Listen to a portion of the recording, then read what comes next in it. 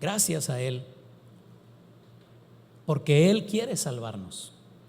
Porque ¿hizo usted algo para merecer esta salvación? Nadie, ninguno de nosotros merece esta salvación. Es por gracia, así dice la Escritura, ¿verdad? Es por gracia. Por gracia son salvos por medio de la fe. No se canse, aprenda esto, guárdelo en su corazón. Entonces, ¿soy salvo por gracia o soy salvo por fe? Las dos cosas. Gracia es la mano de Dios que se extiende de arriba a abajo, dándome la oportunidad de corregir mi vida y comenzar de nuevo. Y fe es la mano nuestra que se extiende para tomarse de la mano de Dios y aprovechar esa oportunidad. Entonces, por gracia soy salvo por medio de la fe. Los dos elementos son imprescindibles. Pero ahí está ese amor insistente, ese amor. Ay, Dios mío, le decía al Señor en la oración final de la reunión de varones: ay, Señor, cómo me conmueve pensar lo insistente que eres y que no te rindas con nosotros. Porque el más me acuerdo de la frase del doctor Richard Hayes. Dice que el más santo de nosotros tiene 2 cadáveres enterrados en el patio de atrás de la casa. Por más que nosotros tratemos de impresionar y de decir que somos muy buenas personas, solo Dios nos conoce en realidad. Y qué maravilla es saber que Él es nuestro Salvador. Pero déjeme decirle, más bien déjeme pues recordarle esta triste realidad de nuestro tiempo presente. Hay una idea errónea en las sociedades modernas que enseña que hay muchos caminos para llegar a Dios. Hace muchos años una publicidad de la cadena comercial Soriana decía: todos los caminos conducen a Soriana, haciendo eco de una frase más antigua que decía que todos los caminos conducen a Roma. Parece ser que ese concepto se ha traído al ámbito de la fe, y son muchas, no pocas, las personas que le rodean a usted, a mí, incluso tal vez hasta eso lo llegamos a pensar nosotros, y no me sorprendería que 2 o 3 aquí presentes hoy tengan esa idea. Todos los caminos conducen a Dios. Sin embargo, el Señor Jesucristo no fue ambiguo al respecto. Justo un tiempo previo a su pasión, le dijo categóricamente a sus discípulos en Juan 14:6: yo soy el camino y la verdad y la vida. Nadie, ¿qué? Nadie viene al Padre sino por mí. Insisto, cada vez que uso esta frase, entiendo que la persona que la escucha tiene una opción de decir: está loco este señor. Claro que no, hay muchos caminos, y permanecer en esa mentalidad, en esa ideología, y quedarse ahí extraviado, porque no es más que una excusa para no tomar el verdadero camino que Dios ha dispuesto para que lleguemos a Él. El camino es su Hijo. Y después del ascenso del Señor Jesucristo al cielo, los discípulos, los primeros discípulos de Él, convertidos ya en apóstoles, como la Escritura les asigna este nombre, no porque se ganaron una promoción, sino porque apóstol quiere decir enviado. Entonces, la única diferencia entre el apóstol y el discípulo es que el discípulo está en un solo lugar y el apóstol es el que sale de un lugar para ir a otro a representar a su maestro. Entonces, los discípulos convertidos ya en apóstoles predicaron el mismo evangelio exclusivo. Hechos 4:12 leemos: y en ningún otro hay salvación, porque no hay otro nombre bajo el cielo dado a los hombres en que podamos ser salvos. Amadas, amados, perdón si es incómoda esta verdad, pero alguien se la tiene que decir. No hay muchos caminos para llegar a Dios. No es cierto. Todas las religiones te llevan a Dios. No es cierto. No se equivoque, no es así. Perdón, no le gusta, está bien, yo respeto. Respéteme a mí también. o respete lo que dice la Escritura. Jesús es nuestro Salvador. Solo Él y solo en Él hay salvación. ¿De qué nos salva?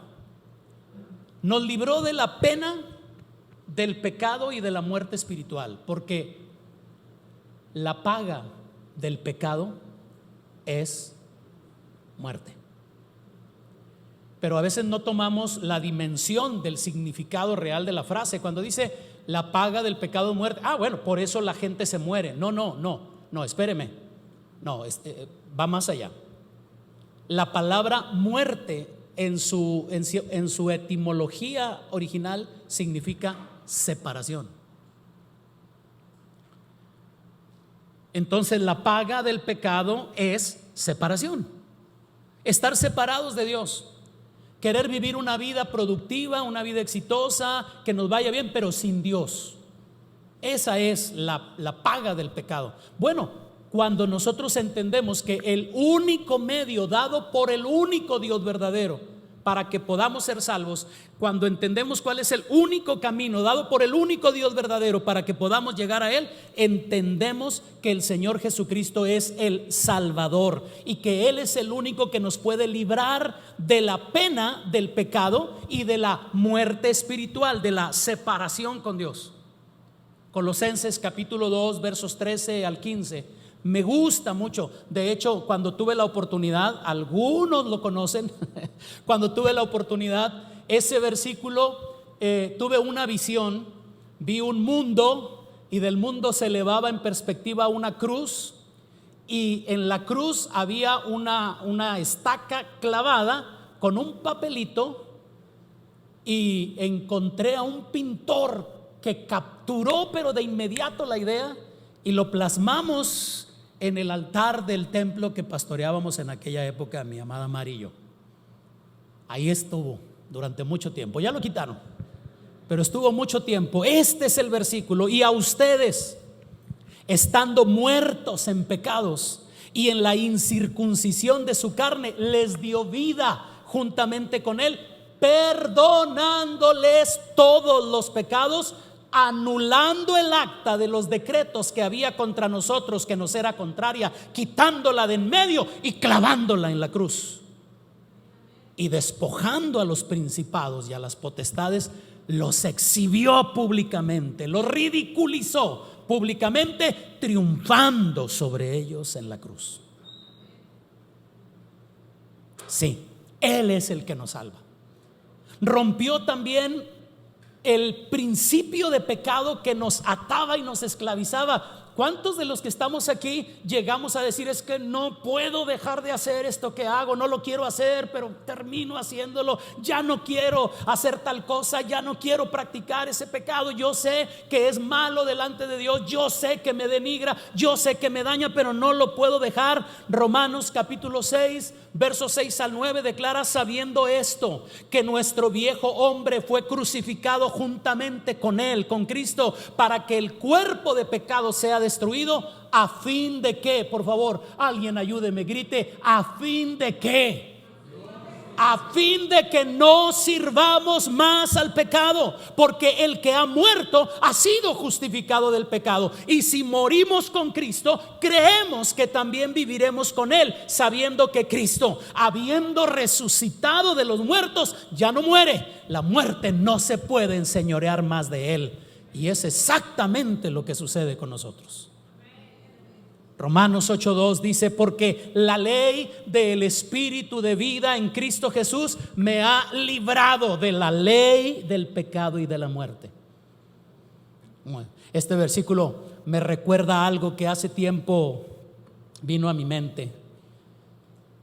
Hubo una época en que en este planeta se creía que jamás los seres humanos podríamos volar. Hubo muchos intentos, hubo muchas maneras que se intentó, pero al final se llegó a la conclusión de que era un sueño imposible. Pero había unas personas de apellido Wright, los hermanos Wright. Estos eran tercos y dijeron: se tiene que poder. A ver, si las aves pueden volar porque tienen alas. Y empezaron a hacer sus experimentos, a inventar alas y a ponerlas en los brazos de las personas. Y luego descubrieron: ok, no solamente es necesaria las alas, también necesita un motor de propulsión constante, permanente. Si hay fuerza de propulsión y alas, se puede volar. Y inventaron el avión. Hasta antes de que los hermanos Wright inventaran el avión, La ley que gobernaba a la humanidad era la ley de la gravedad. La ley de la gravedad dice que debido a que en el centro del planeta hay un magneto muy grande que atrae a los cuerpos hacia su propio centro, esa es la razón por la que nosotros podemos andar sobre la superficie de la Tierra sin caernos, porque no los quiero marear, pero podría ser que ahorita el planeta nos toque a nosotros estar de cabeza, pero no nos caemos, porque el centro de gravedad nos atrae hacia el centro.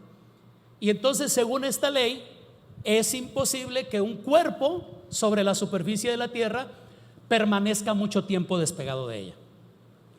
Cuando comenzamos a experimentar un mover de Dios muy bonito hace algunos años y empezamos a saltar mucho, nos criticaban por ser muy saltones y les decíamos: como tengo una promesa de que un día me voy a elevar con el Señor, entre más tiempo pueda pasar separado de la tierra, mejor.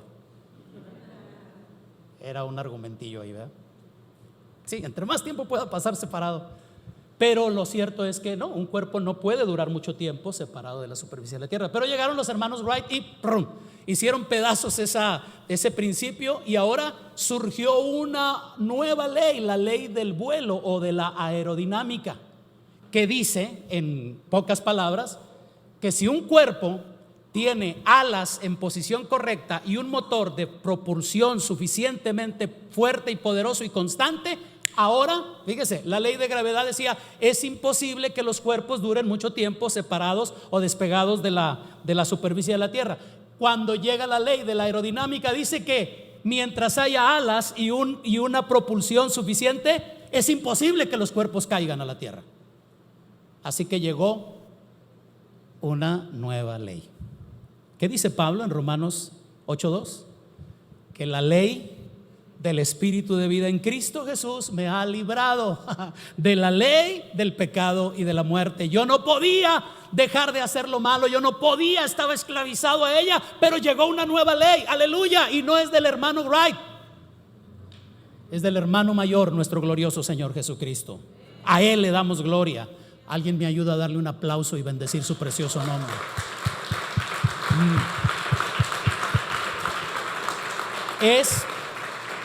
Es nuestro Salvador, porque sana y restaura nuestras almas, sí, nuestras almas.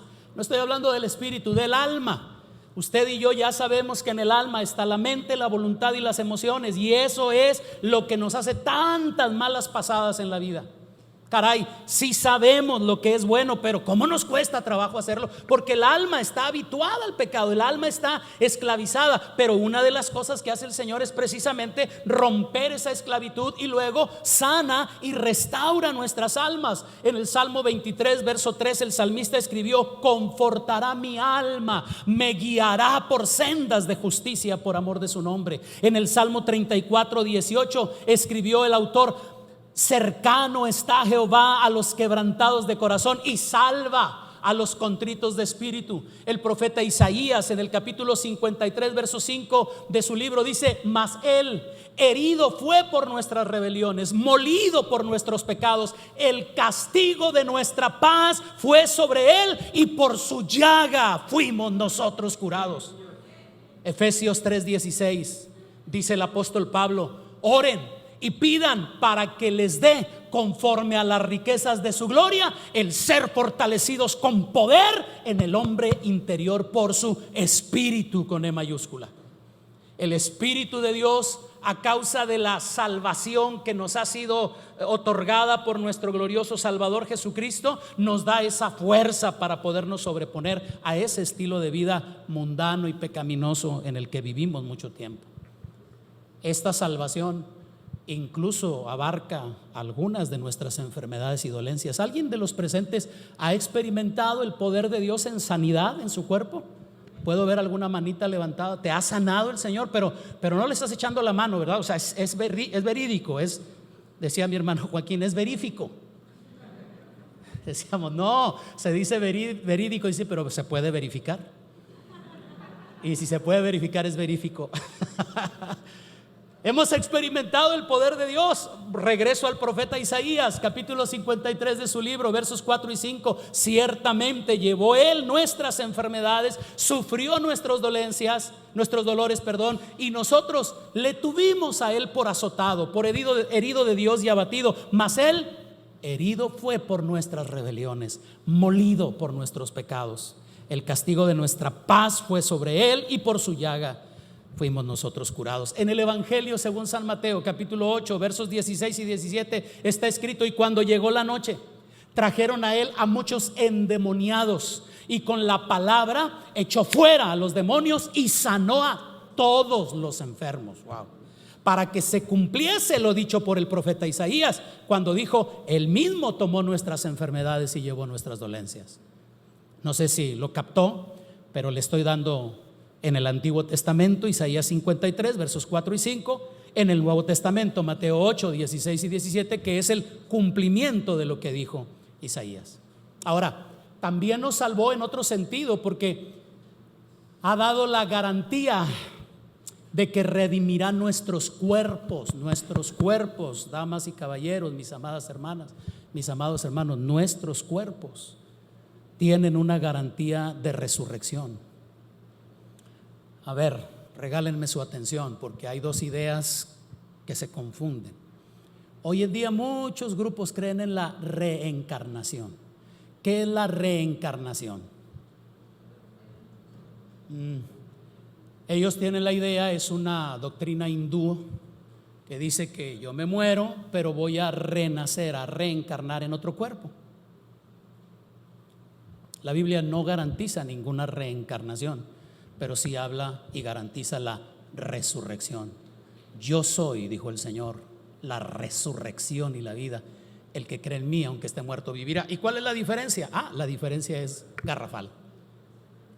No sé si le resulte una buena o una mala noticia, pero usted va a volver a vivir en ese cuerpecito que tiene ahorita.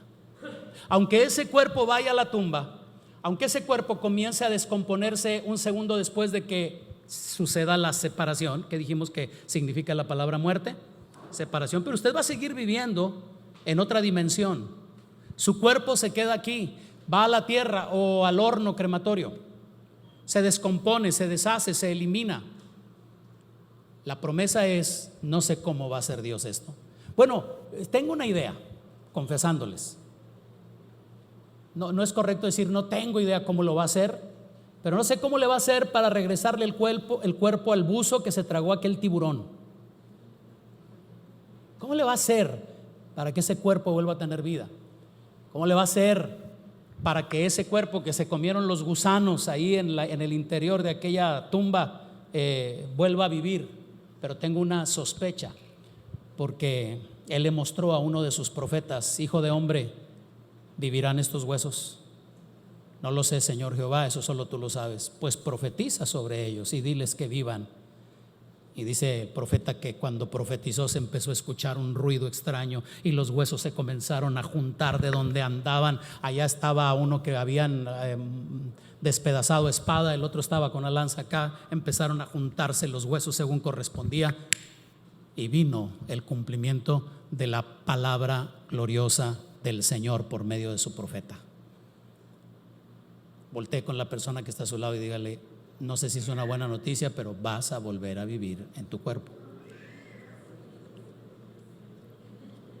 Algunos no lo ven como buena noticia porque no disfrutamos de un físico muy envidiable, ¿verdad? Y decimos no, pero la buena noticia es que por algunas pistas bíblicas vamos a recuperar nuestros cuerpos, pero en su mejor momento. Voy a volver a tener pelo. Voy a volver a ser flaco. Gloria a Dios. Primera de Corintios 15, versos 51 al 54, dice el apóstol Pablo: he aquí les digo un misterio. No todos dormiremos, pero todos seremos transformados. ¿Cuántos? ¿Pero a quién se refiere Pablo aquí? ¿A todos? ¿A todo el universo? ¿A toda la gente? No. ¿A quién le está escribiendo en Primera de Corintios 15? A los que han recibido a Jesucristo como Salvador, ¿ok? Como Salvador. en un momento, dice el apóstol, en un abrir y cerrar de ojos, o sea, en un parpadeo, a la final trompeta, porque se tocará la trompeta y los muertos serán resucitados incorruptibles. Alguien diga aleluya. Y nosotros, Pablo, me encanta que el apóstol Pablo tenía esta confianza, esta certeza. Hablaba, escribió como si fuera a suceder en sus días. Ay, pobre Pablo, ya pasó mucho tiempo, pero así debemos pensar nosotros. Luego nosotros seremos transformados, porque es necesario que esto, a ver, todos hagan esto conmigo, diga esto, tóquese su cuerpecito y diga: esto corruptible se vista de incorrupción, y esto mortal se vista de inmortalidad. Y cuando esto corruptible se haya vestido de incorrupción y esto mortal se haya vestido de inmortalidad, entonces se cumplirá la palabra que está escrita: sorbida en la muerte en victoria. Aleluya. Dele ese aplauso al Señor.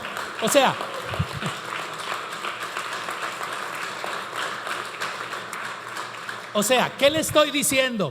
Todos estos son beneficios. ¿Por qué? Porque Cristo es mi Salvador. Sí, pero una cosa es, vámonos al otro lado de la balanza para equilibrar el peso. Una cosa es que sepamos que Jesús es nuestro Salvador, y otra, muy diferente, es permitirle a Él que sea el Señor funcional de nuestra vida y de la iglesia. La razón por la que aún estas verdades maravillosas que les han impulsado a dar un aplauso espontáneo, yo no se los pedí, ustedes lo dieron. La razón por la que podemos disfrutar y reaccionar de esta manera es porque entendemos que Jesús es nuestro Salvador, pero es también el Señor de nuestra vida. Me temo que aquí hay una gran diferencia, porque como Salvador nos libra, nos beneficia, pero atención, como Señor nos gobierna y dispone de lo que somos y de lo que nos ha dado para su gloria, para su honor. Y aquí, amados, seamos honestos, no todo el mundo está de acuerdo. Lo acabo de decir cuando convoqué a la ofrenda. Señor, tú eres Señor de toda mi vida, pero el dinero, de eso me encargo yo. Señor, tú eres el Señor de mi vida, tú eres el Salvador, perdón, de mi vida, pero el área sexual, esa la manejo yo lo puedo hacer bien. Gracias, no es necesario.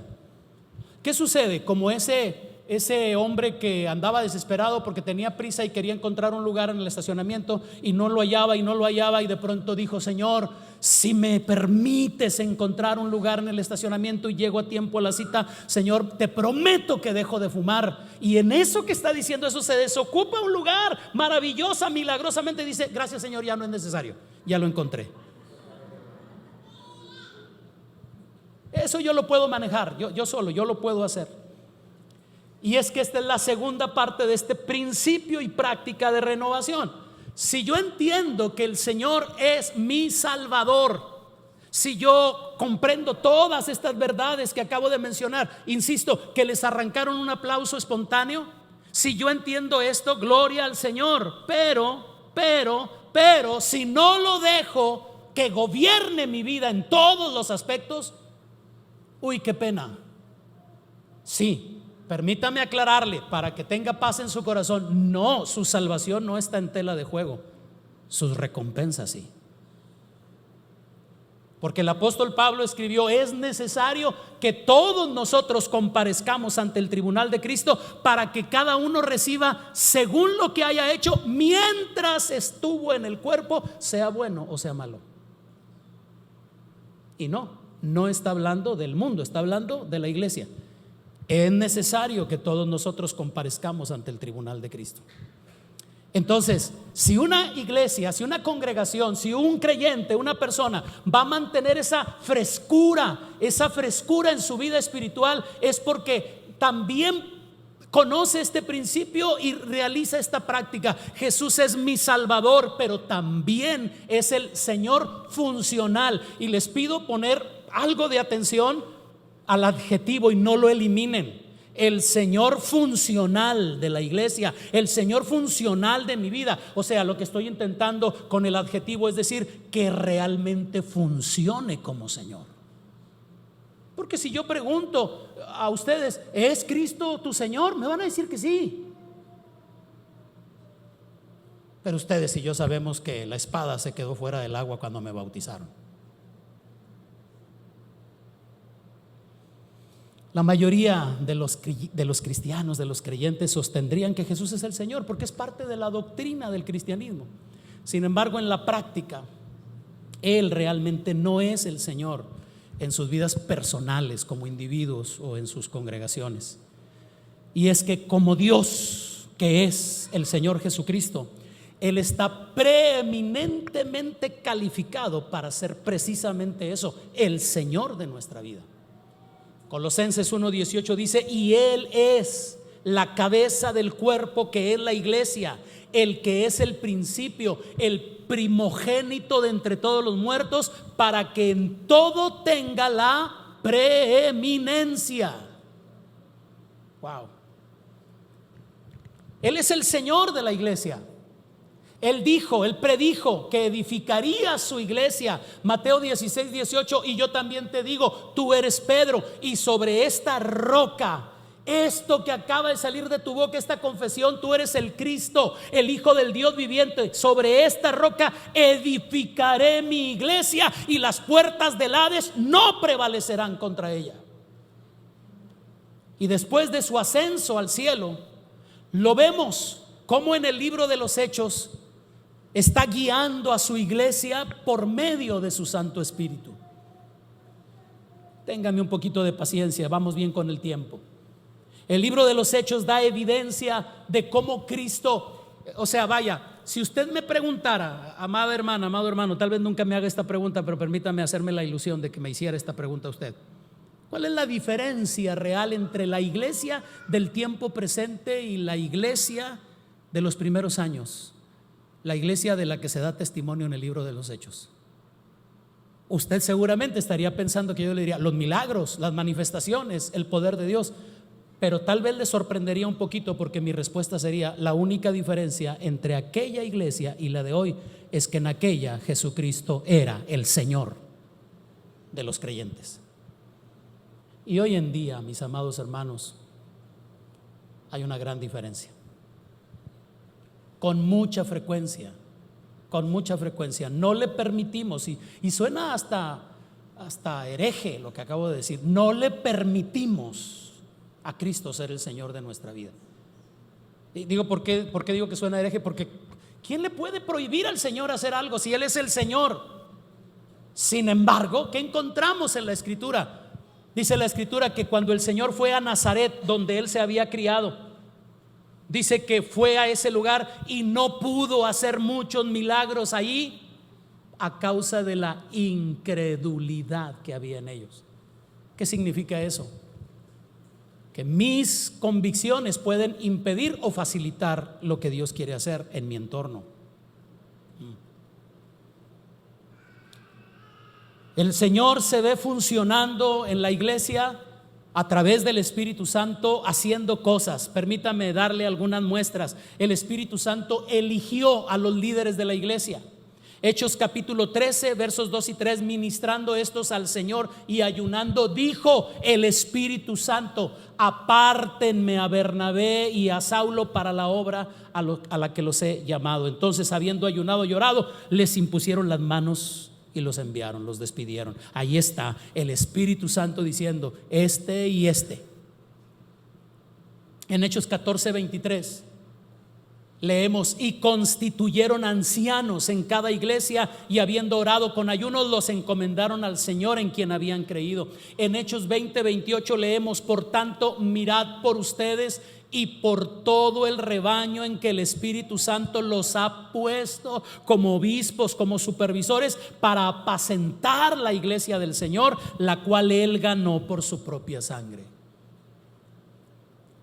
El Espíritu Santo, como Señor funcional de la iglesia, advirtió de peligros a los líderes de la iglesia, les evitó situaciones. En Hechos 20, versos 23 al 24, dice Pablo: salvo que el Espíritu Santo por todas las ciudades me da testimonio diciendo que me esperan prisiones y tribulaciones, pero de ninguna cosa hago caso, ni estimo preciosa mi vida para mí mismo, con tal que acabe mi carrera con gozo y el ministerio que recibí del Señor Jesús, para dar testimonio del evangelio de la gracia de Dios. Ahí tienen al Espíritu Santo diciéndole: viene esto, Pablo, pero no para que lo evites, sino para que lo enfrentes con gallardía, como corresponde a verdaderos hombres de fe y de integridad. En Hechos 21:11 leemos: quien viniendo a vernos tomó el cinto de Pablo y atándose los pies y las manos dijo: esto dice el Espíritu Santo, así atarán los judíos en Jerusalén al varón de quien es este cinto y le entregarán en manos de los gentiles. Cosas que sucedieron literalmente. Pero insisto, ojalá que en su corazón haya entendimiento al respecto. No, estas advertencias no fueron para evitarlas, sino para prepararles y que las enfrentaran con gallardía, con valor, como corresponde a hijos de Dios. Estas citas bíblicas nos muestran el funcionamiento del Espíritu Santo como Señor de la iglesia. Atención con la frase que voy a usar: lo muestran como Señor de la iglesia y no solo como objeto de culto. Pesa más de lo que parece lo que acabo de decir, amadas, amados. Pésenlo en su espíritu.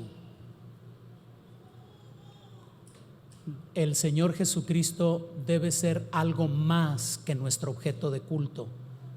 Debe ser el Señor funcional de la iglesia. Habla, Señor, dime qué quieres que haga. ¿Qué quieres de mí?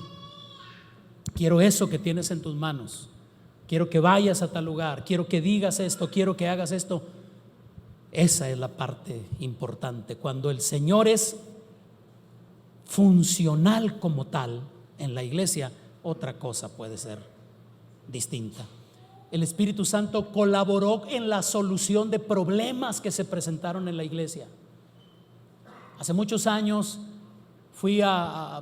era yo parte del comité ejecutivo de una denominación cristiana y me pidieron ir a atender un problema que surgió en Veracruz, una iglesia en Veracruz, una zona muy particular, Catemaco.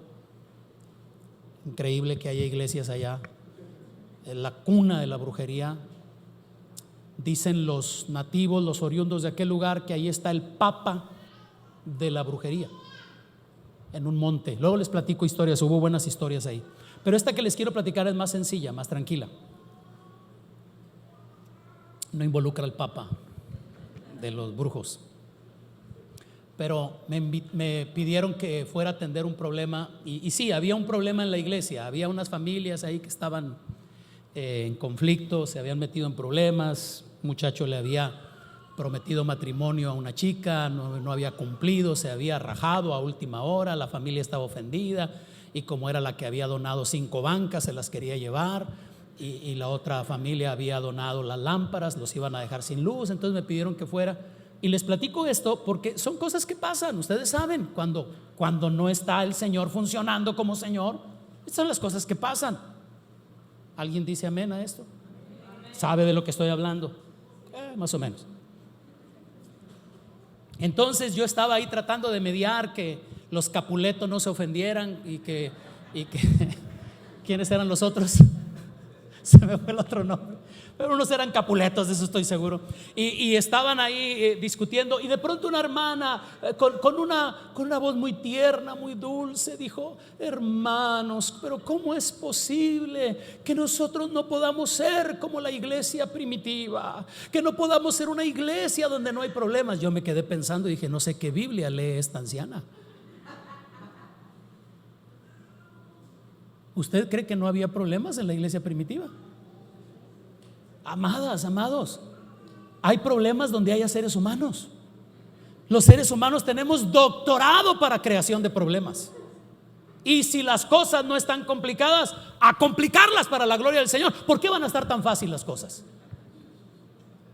Bueno, el Espíritu Santo, como Señor funcional de la iglesia en aquella época, colaboró en la solución de los problemas que se presentaron. En Hechos capítulo 15 versos 25 al 28 dice: nos ha parecido bien, habiendo llegado a un acuerdo, elegir varones y enviarlos a ustedes con nuestros amados Bernabé y Pablo, hombres que han expuesto su vida por el nombre del Señor Jesucristo. Así que enviamos a Judas y a Silas, los cuales también de palabra les harán saber lo mismo, porque le ha parecido bien al Espíritu Santo y a nosotros no imponerles ninguna carga más que estas cosas necesarias. Y luego viene como resultado de este primer concilio que hubo de la iglesia en Jerusalén. Los líderes de la iglesia en aquella época fueron dirigidos por el Espíritu Santo.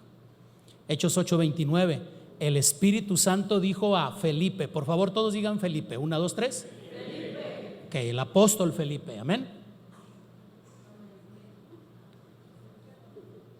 ¿No? ¿Qué era Felipe entonces?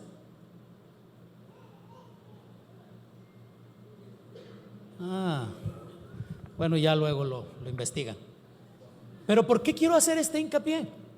Porque el Espíritu Santo le dijo a este caballero sin un título de tanto renombre y tanta pompa, le dijo: acércate y júntate a ese carro. Era un diácono de la iglesia.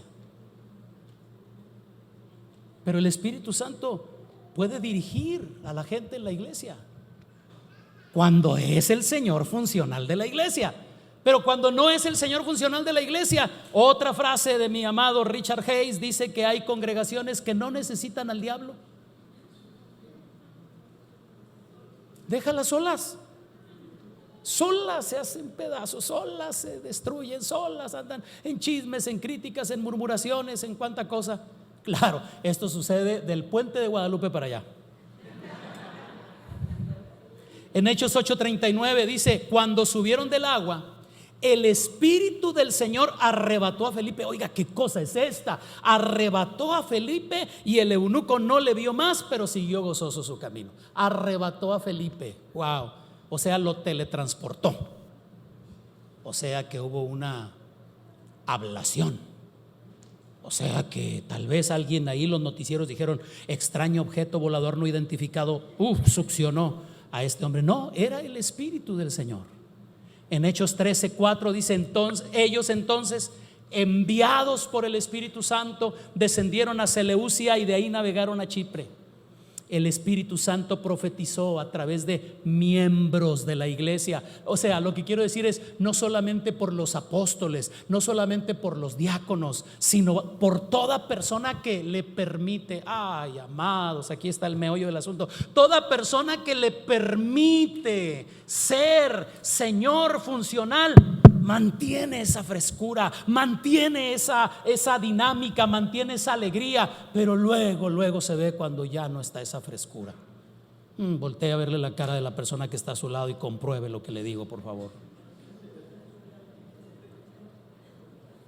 Es bromi,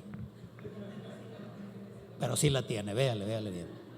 En Hechos 19:6 leemos: y habiéndoles impuesto Pablo las manos, vino sobre ellos el Espíritu Santo y hablaban en lenguas y profetizaban. Y no estamos hablando ni de apóstoles, ni de profetas, ni de evangelistas, ni de pastores, ni de maestros, miembros de la congregación.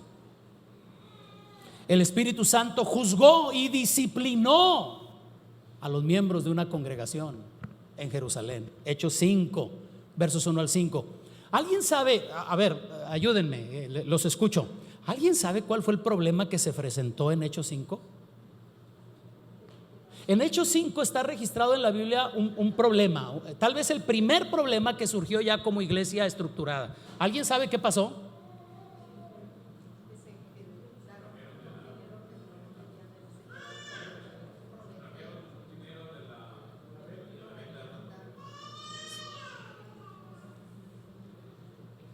Pero cierto hombre, dice Hechos 5 versos 1 al 5, pero cierto hombre llamado Ananías, con Zafira su mujer, vendió una heredad y sustrajo del precio, sabiéndolo también su mujer, pero era una mujer muy apoyadora.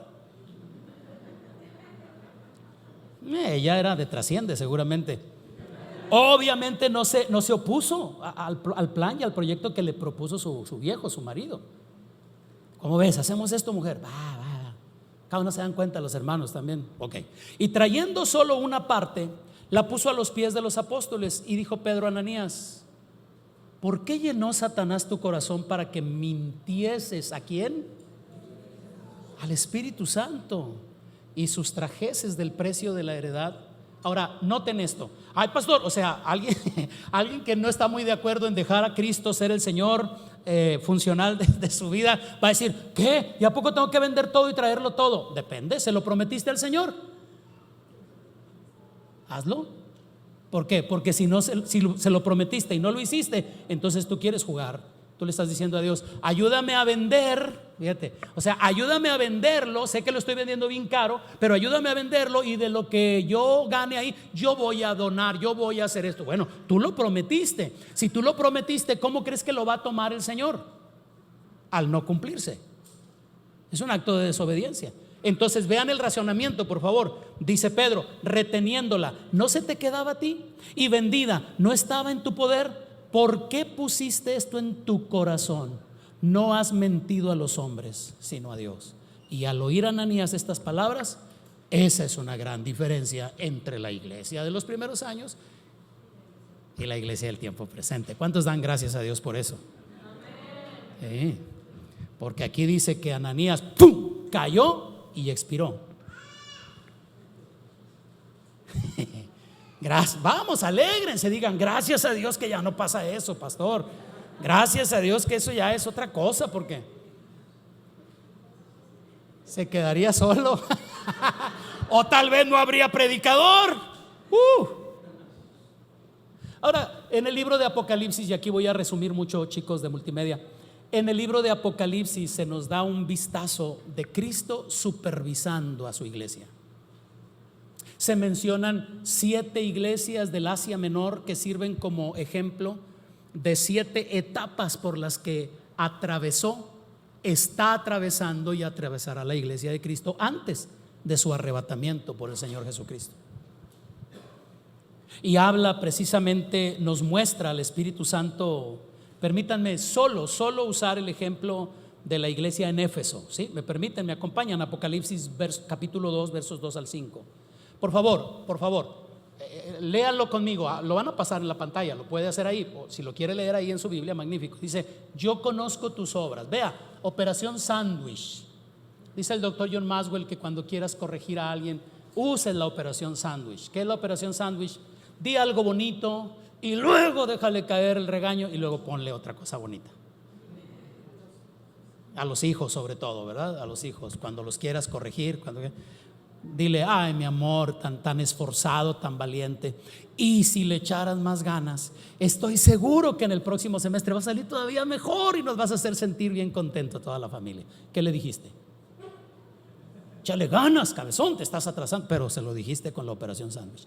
Yo conozco tus obras, tu arduo trabajo, tu paciencia, y que no puedes soportar a los malos, y has probado a los que se dicen ser apóstoles pero no lo son, y los has hallado mentirosos, y has sufrido y has tenido paciencia y has trabajado arduamente por amor de mi nombre y no has desmayado. Ve al Señor, o sea, reconociendo virtudes de la iglesia de Éfeso. Sí, pero viene el jamón y el queso. Dice enseguida: pero tengo contra ti que has dejado tu primer amor. O sea, ya no tienes la frescura que tenías.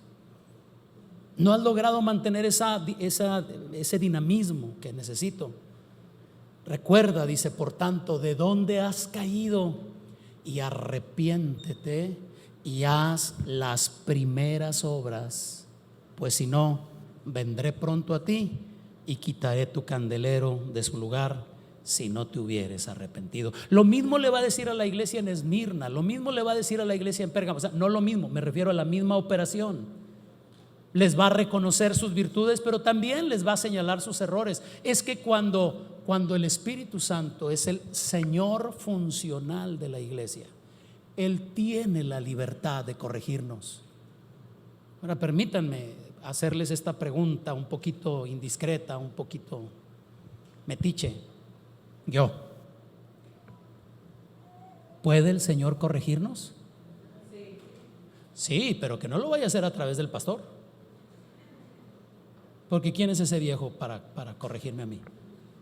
y mucho menos que lo vaya a hacer con esta señora que trabaja conmigo de esposa. O que no lo vaya a hacer con este señor que se cree dueño de mí porque soy su esposa. Y luego entonces, ¿cómo lo va a hacer? Así, directo. Pero ¿cómo le haces si no platicas con él?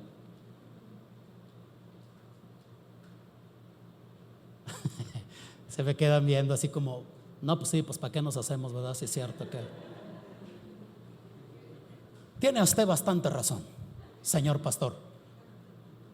Amadas, amados, confío en que podamos ver que nuestro Salvador, gloria a su precioso nombre, que nuestro Salvador no solo hizo todo lo que era necesario para salvarnos, escaló montes, rompió cadenas, derribó paredes, alumbró los lugares oscuros solo para alcanzarnos. Gloria a su precioso nombre. Hizo todo lo que era necesario para salvarnos, para librarnos del pecado y de sus efectos y de la condenación eterna. Pero espera que entendamos que la vida en Cristo no solamente contiene privilegios, también involucra responsabilidades. Le hemos entregado nuestra vida al Señor Jesucristo. ¿Estamos conscientes de eso? Quiera Dios que sí. Debemos entonces permitirle, no solamente referirnos a Él como nuestro Salvador, como el que fue capaz de hacer todo eso para salvarnos, sino debemos, perdón por la palabra, permitirle que sea el Señor funcional de nuestras vidas en lo individual y de la congregación, porque solo así, escúchenme por favor, solo así tendremos comunión con Él y habrá frescura en esa comunión con Él. Hoy termino mi mensaje. Ya, si volteó a ver el reloj, dijo, ¿qué? Sí, termino mi mensaje. Pero antes de terminarlo, las y los invito a que le demos gracias al Señor por salvarnos, por lo que ha hecho en nosotros. Y si fuera posible, que cada uno de nosotros declaremos: Señor, yo dejo que tú seas el Señor funcional de mi vida. Hágase tu voluntad como en el cielo, en este trozo de tierra que es la vida que me permites vivir. ¿Alguien lo haría? Eso ya depende de cada uno de nosotros, sí. Ahora, eso es en lo individual.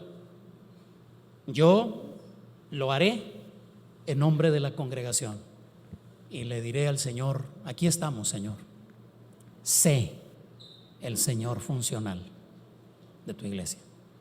¿Lo hacemos? ¿Sí? ¿Les parece que sería buena idea que esto que vamos a hacer ahorita, de decirle al Señor: gracias por lo que has hecho y quiero que seas el Señor de mi vida, hagamos esta oración de pie como una evidencia de que lo estamos haciendo con plena conciencia? ¿Me acompañan? Algunos dicen: ay, ¿por qué de pie? No, quédate sentado, criatura.